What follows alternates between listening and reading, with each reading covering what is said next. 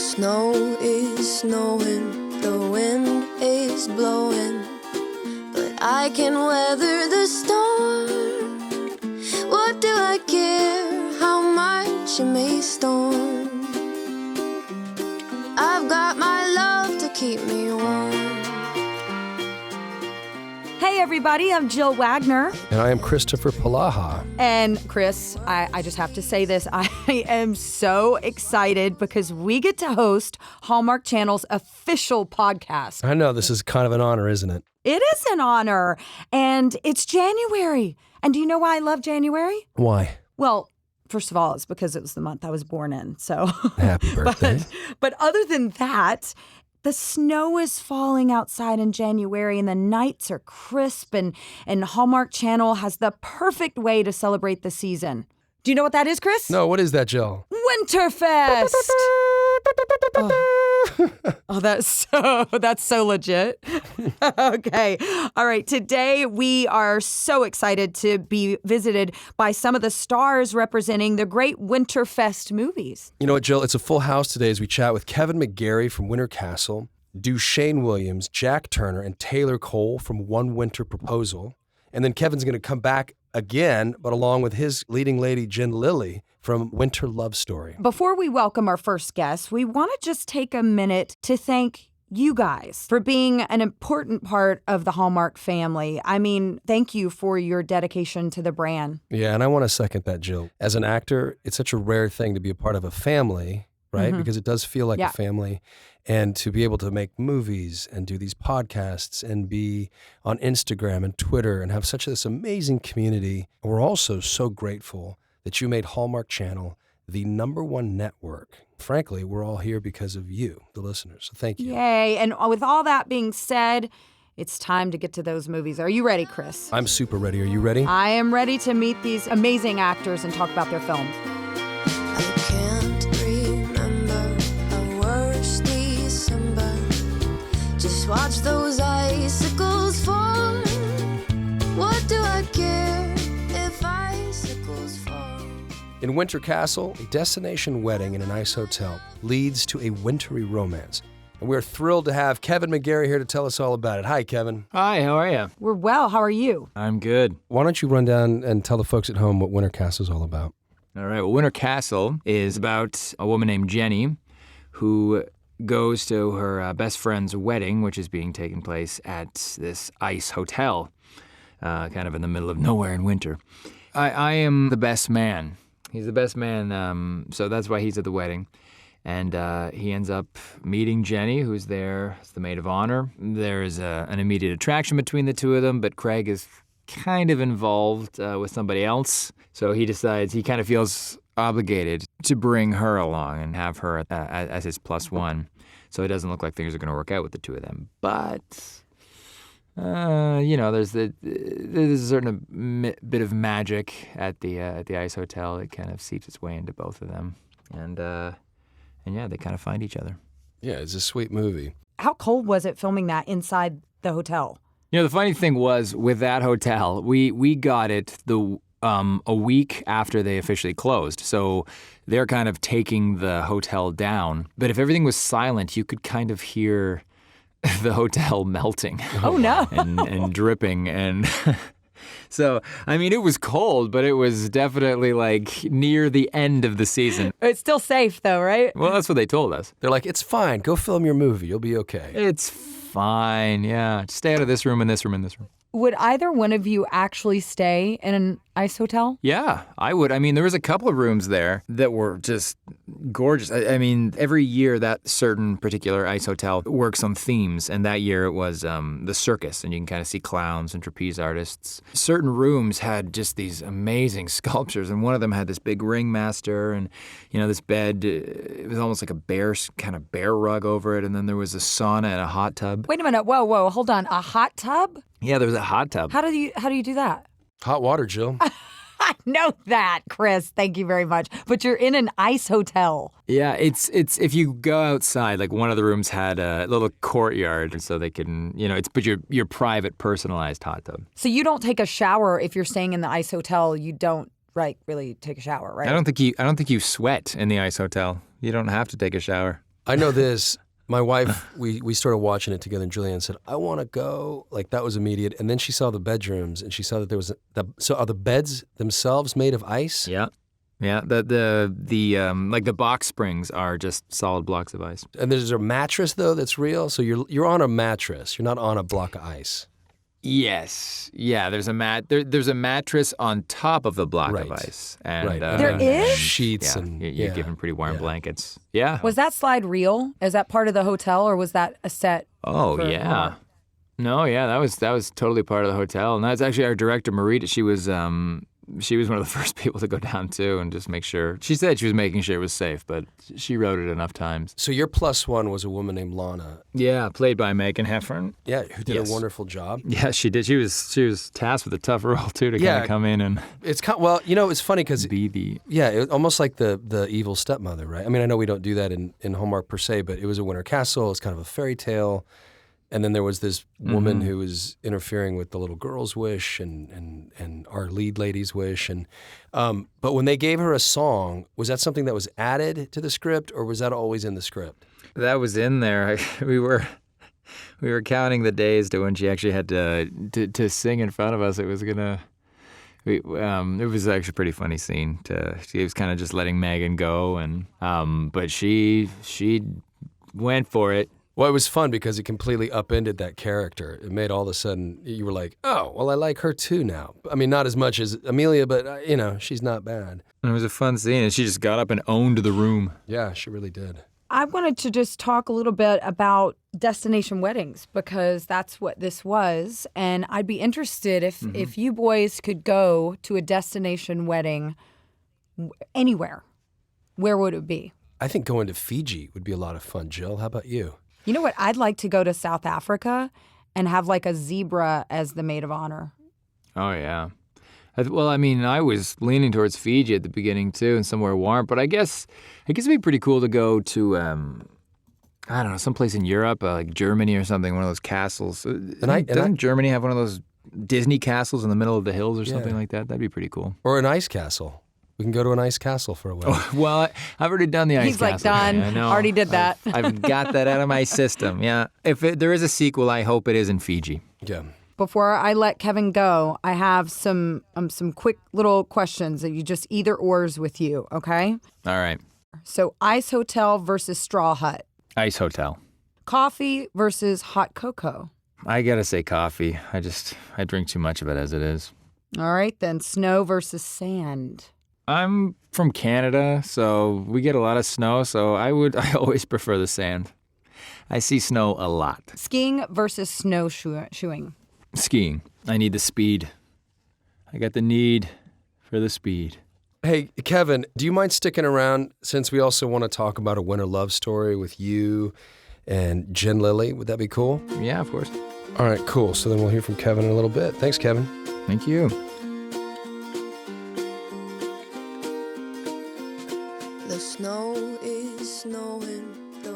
We hope that you guys enjoyed visiting with stars from Hallmark Channel's Winterfest films as much as we do. And my experience with Hallmark has been a really awesome one. I mean, everybody from the heads of the company to the crew to directors to the other actors to the people that work with Home and Family. I mean, it's just been an amazing experience. How about you, Kris? You couldn't have said it better. I wrote a little article in the fall in the Hollywood Reporter about why I love doing Hallmark movies. I think that if you can be on something that's A, high quality, B, is super family friendly, and you can sit down and watch it with your grandmother and watch it with your mom, and if and you're your a parent, kids, you can watch it with your you don't have to kids. cover their eyes or their ears. For this assignment, Jill, we had the pleasure of watching 7 Hallmark movies. And so my wife and kids and I, we did our homework this weekend, and we just watched 3 a night, and one extra one kind of got tucked in there on the way here. But there's a lot of networks today that you just can't do that. So I love it. I love working for Hallmark. And Jill, we have a movie coming out January 27th, don't we? Mystery 101. Mystery 101. We have to plug our own film. We just got to do it. Of course we do. I mean, if people like it, especially if they love it, we stand to make a bunch more, don't we? I honestly, when I see one of these films, I always want a sequel. To whichever film that I see, I'm always like, well, wait a minute. Okay, now they've kissed. What happens now? Well, you know what? It's amazing that you just said that because our next guests had that exact experience. They made a movie last year and they made a sequel.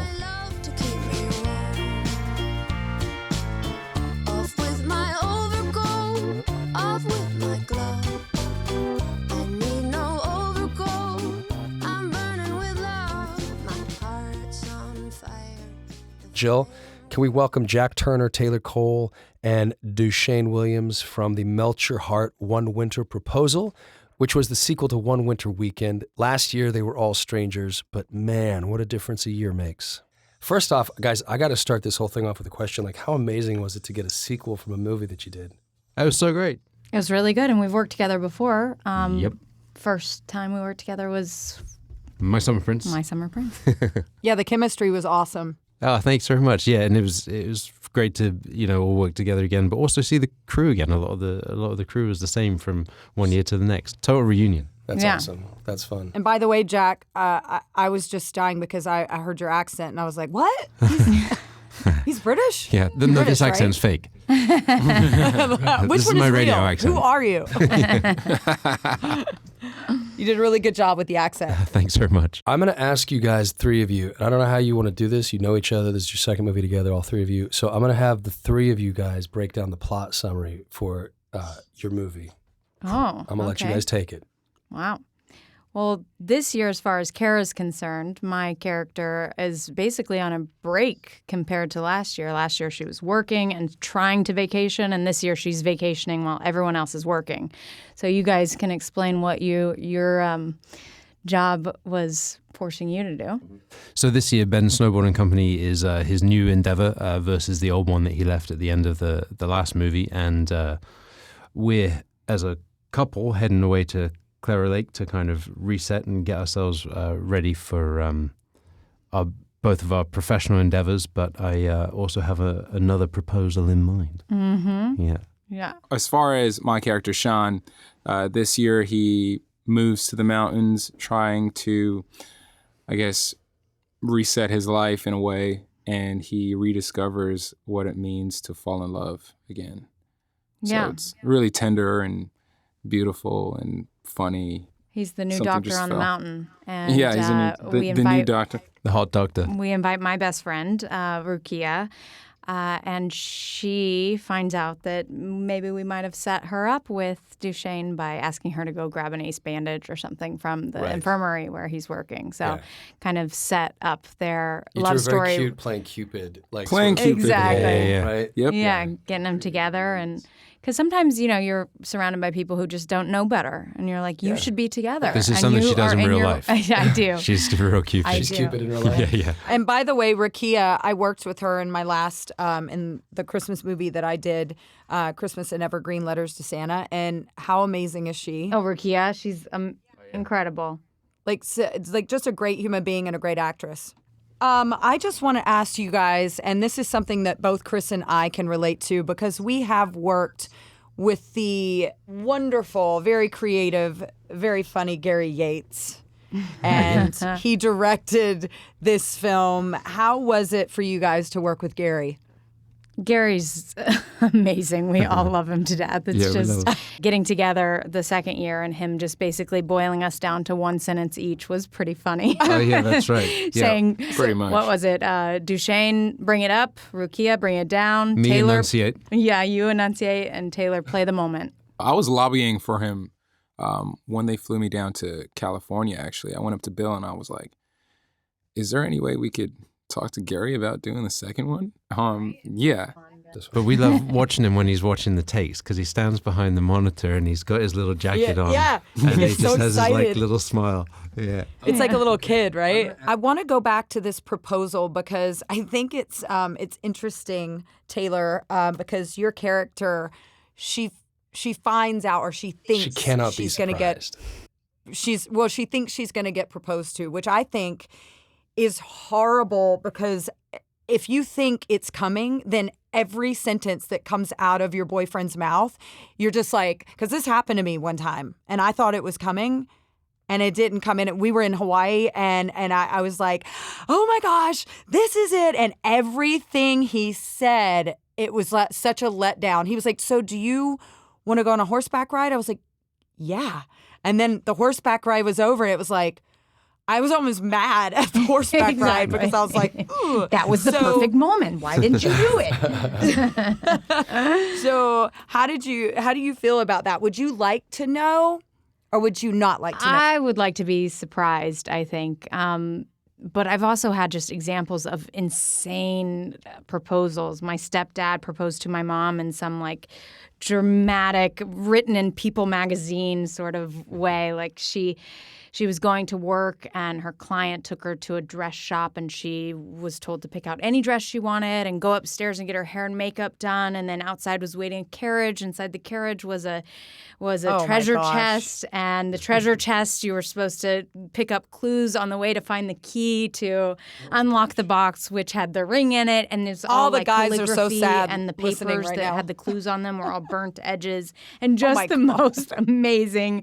ridiculous proposal you could ever Everybody imagine. else. All It's like, the wait, men. treasure chest and Exactly. burnt edges? Oh, I gotta yeah. follow Calligraphy. that? Like, Oh, it was really yeah, because quite there's a part of you that's like, wow. Hey, Chris, how did you propose? My proposal, when I met, well, it's very quickly. It's going to be disappointing, I feel. Very quickly. Go on a spaceship. When I met my wife, like the second night I met her, I had this weird feeling that I would make her my wife. I was like, I don't know why, but I feel like in a different world I would. And then I kind of thought, and so I fashioned this little ring out of a cookie dough tie. Like I took a metal thing and she had it in her car for the 2 years that we were courting one another.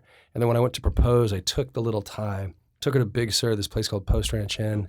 We were on the mountainside. The sun was setting. Got down on a knee, opened the little thing, and there was the cookie dough ring. And then, of course, I busted out which was my entire paycheck for the first movie I ever did. America's Prince. I literally took my entire paycheck and bought a ring with it. Oh, So that's kind of like sweet. calligraphy and burnt edges That's and a great. carriage ride. That's when it means something to you. That's what matters. Right, You know what I mean? right. Because y'all had your own special connection Yeah. over something very intimate, and that makes it Yeah. special. And we're still married, which is a good. Nice. Good.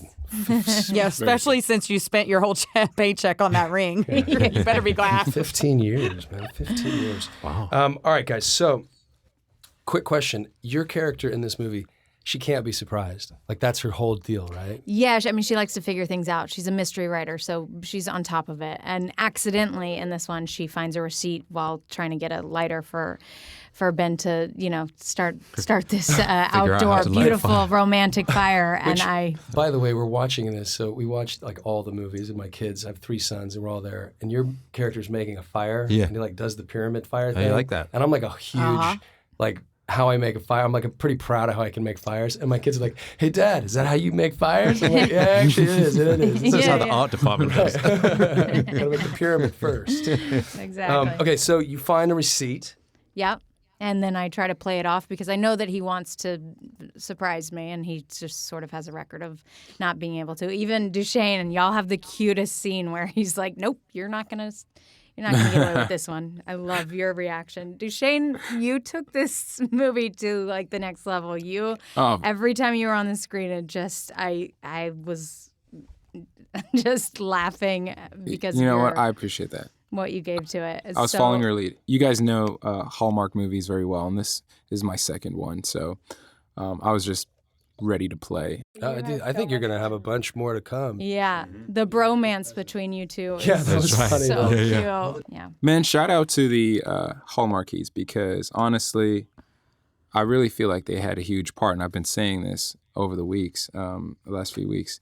I feel like they had a huge part in us getting a sequel because for they're sure. so vocal about their feelings and they're so supportive and they're really there. They're present with us throughout the entire experience. So for everyone out there listening, we thank you guys from the bottom of our hearts.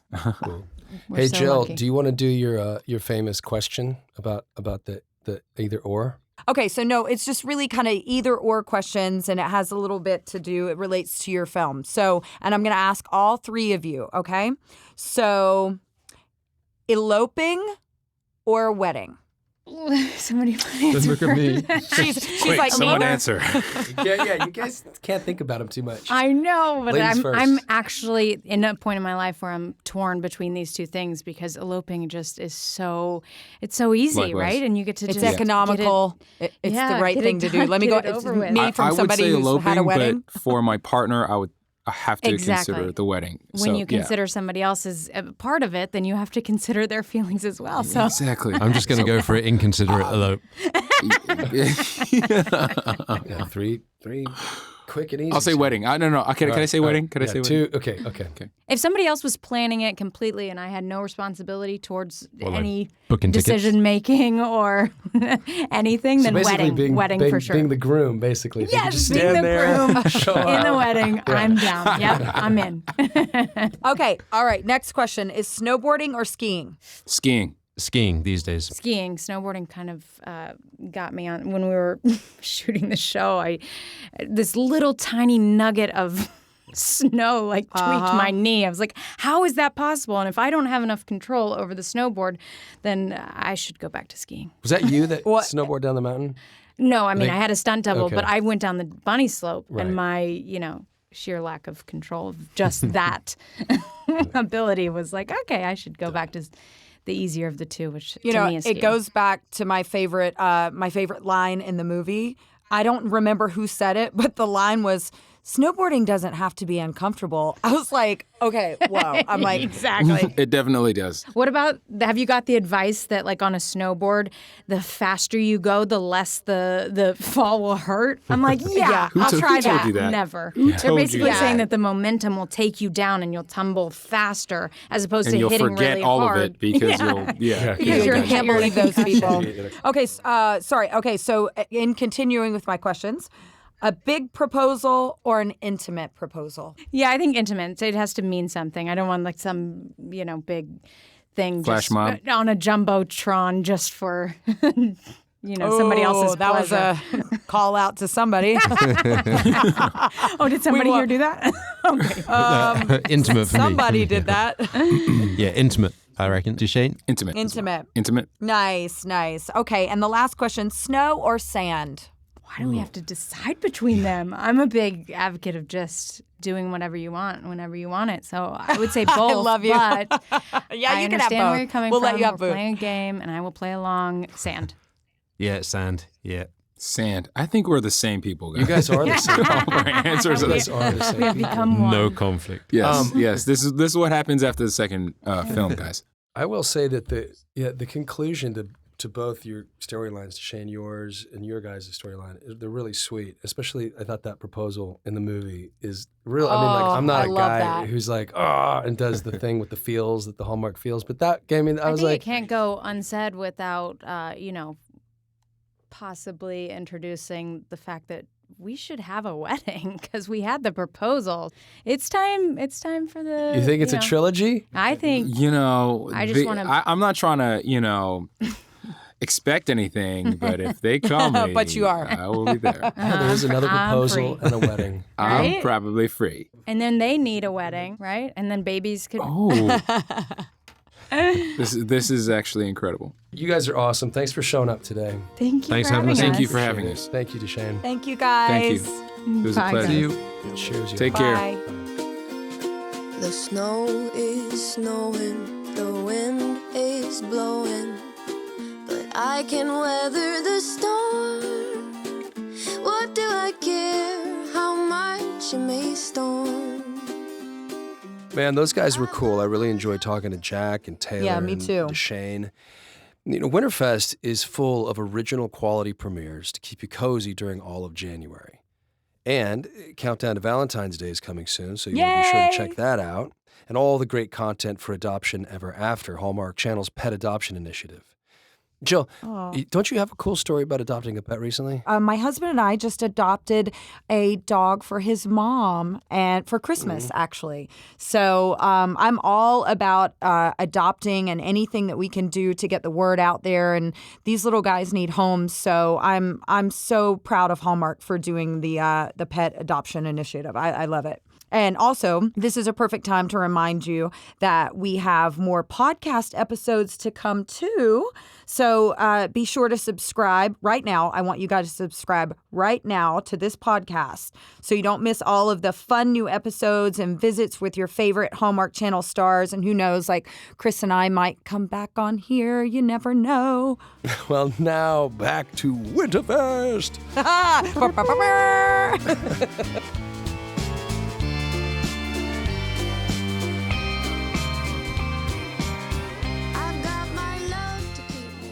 So Cassie's first novel isn't selling, but when she's paired with a best-selling author on a book tour, her confidence and sales begin to grow, along, Jill, with an exciting new romance. Ooh. From Winter Love Story, let's welcome Jen Lilley, and let's welcome back Kevin McGarry. Hi, guys. Thanks so much for having us. Thank you for being here. I love this film. Oh, good. Can you guys just give us a little synopsis of the film? What happens in A Winter Love Story? So my character, I play a character named Cassandra Winslet, who goes by Cassie, and she is the daughter of Janine Jordan, an award-winning author played by the amazing and wonderful Mary Margaret Humes, who, fun fact, I did my very first movie with in LA. So I told 11 years ago. So I told her this is not allowed to be my last because I have kind of not really seen her since, other than at the Hallmark parties. You know, I was like, this is great, but it cannot be my last.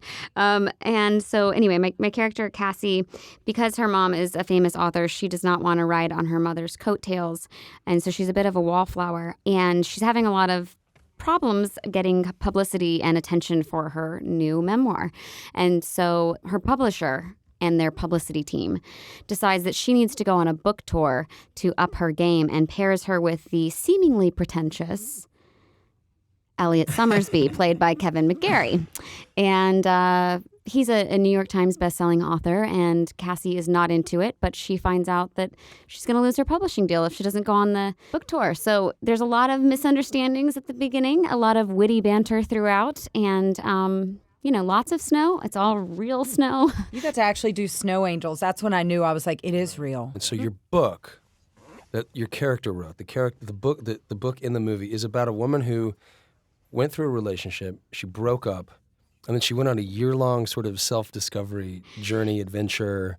And she does like all these amazing things. She does all of these amazing things. Like I think she learns French, and she takes baking classes, and she goes skydiving, and she really makes a 365 list, and she accomplishes them. So she's a really fun character. I think probably everybody can relate to Cassie because at one point in your life, you were probably nervous about getting up and speaking in public, and you probably had a little bit of stage fright. I can remember my first interview ever. Can you and Kevin remember your first interview ever? Were you nervous? I currently still have stage fright. So I don't know about you saying at one point in life, I'm like, that is an ongoing thing for me. However, I've gotten worse at interviews as they've gone on. When I first started my career, I was so polished. No, I don't think that's the case.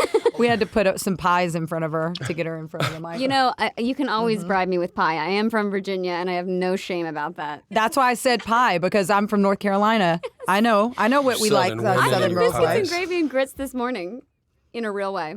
Girl, that is one thing I can make. That is like my thing. I can make biscuits and gravy.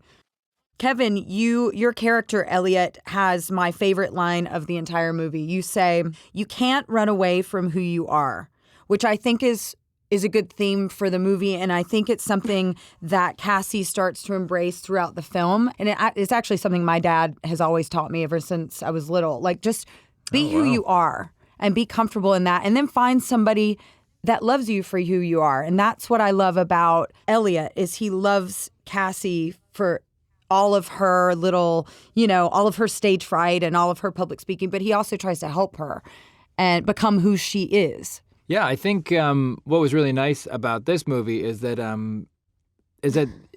both of these characters actually really affect each other and help each other kind of grow to become better people at the end of the movie. And, Elliot becomes a much better person because of Cassie. And I think, what Elliot says to Cassie, she also becomes a better person as well at the end. So they really kind of build each other up, and it's really nice. It's sweet. I got to say about the mom, Mary Margaret Humes.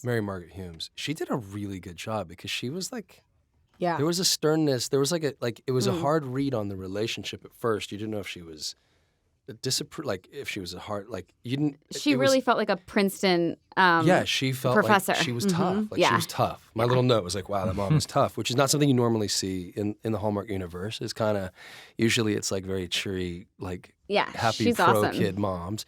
And here was one that was like, and then when she gives you the pen, the pen that your dad gave her, I guess, for the book tour. It was cool. It was sweet. And to watch her kind of show how And it supportive she makes was. Cassie makes sense. Mhm. You're like, oh, I understand why she's a little tenacious about Right, it. Or right. not tenacious, but she's tenacious, but just trepidatious about everything. Yeah.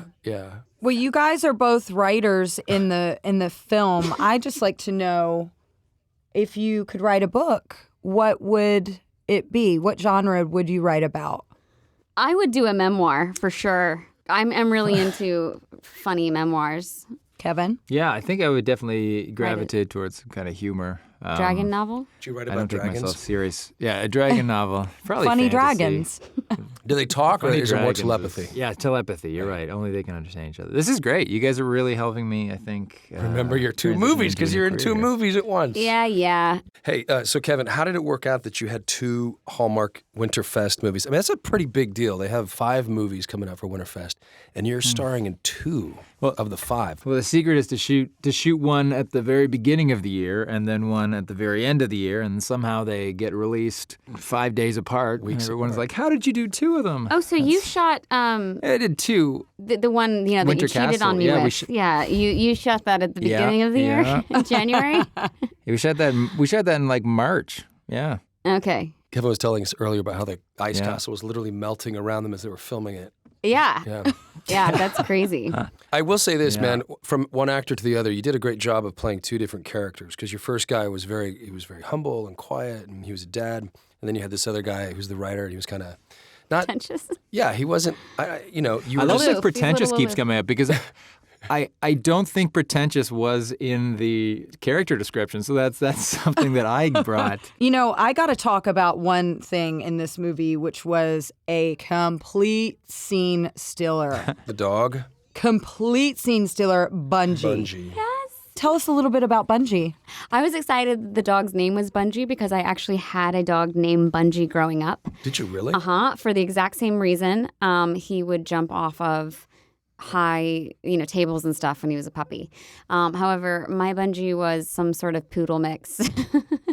And this Bungie was a pit mix, which is one of my favorite kinds of dogs. Poodles and pits are my fave. Cut to you having a poodle pit mix. Yeah, that in the near would be future. very, very strange. We're